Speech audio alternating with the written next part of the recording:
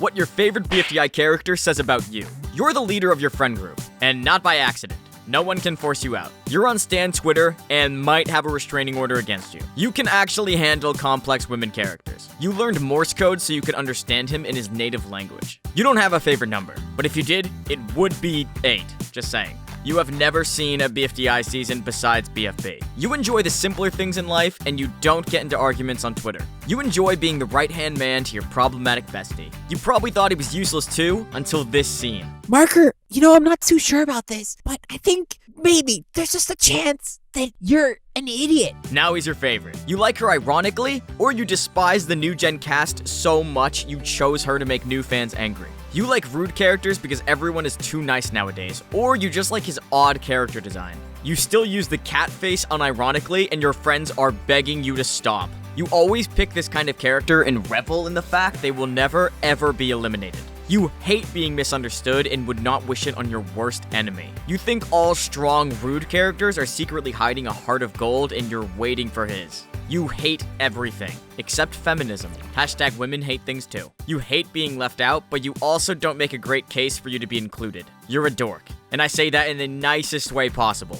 You were absent for 2 weeks in 6th grade and no one sent you a card. This is your villain origin story. You're the gym class tryhard, but no one minds because you're actually really good at kickball. You have never watched BFDI. You have only seen cake compilations on TikTok. You live in the past because you peaked in elementary school. You're either a fan of complex characters who lack humility or any self-awareness, or you've only seen BFB and you ship her with Coiny. You're a genius and need everyone to know it. They don't need to though. You have older siblings and are forced to wear their hand-me-downs. Personally, you think you rock them better. You used to be a follower and you still are, but at least your friends are nicer. You appreciate the finer things in life. Characters who add nothing, but at least they're cute. You appreciate a good Scottish accent. And you don't exist because no one's favorite character is TV. You're really smart, but you lack direction and hate pressure. You don't take yourself too seriously, and that's a good trait to have. You either love inanimate insanity and ignore how different this Nickel is from the other one, or you enjoy making up words. You can't get his voice out of your head, so you've decided you have to make him your whole personality out of spite. You like your voice and how it sounds like this! You thought he was funny the first 15 commercials, and now you're trying to ignore the rest of them.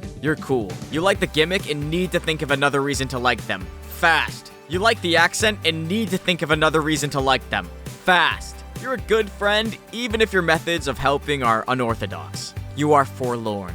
When will she get more screen time? And where does the string lead to? You're one of the boys! That is not a good thing. I am so sorry. No one should hold this fate. You are the strongest soldier. You take 50 naps a day and you don't care, because you're chill. You're a bit obtuse, but no one faults you for it, especially since you're on everybody's side. Congrats! You and 6,000 other people skipped to this part. You have a dry sense of humor. You like the Australian accent, but you also think Tree is English. Personally, I liked him best when he looked like this.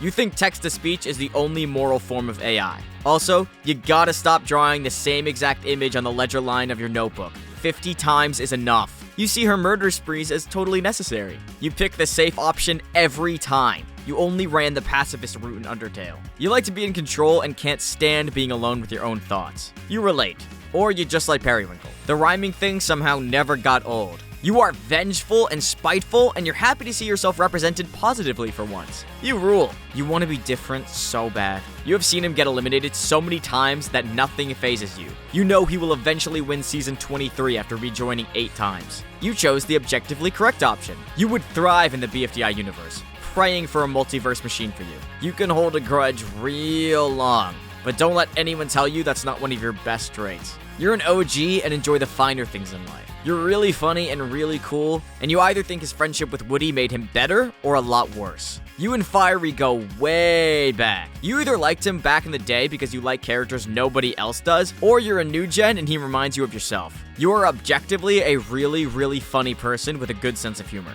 I know what you are. You like complex girl characters to the max. You would kill for her. You think that less is more.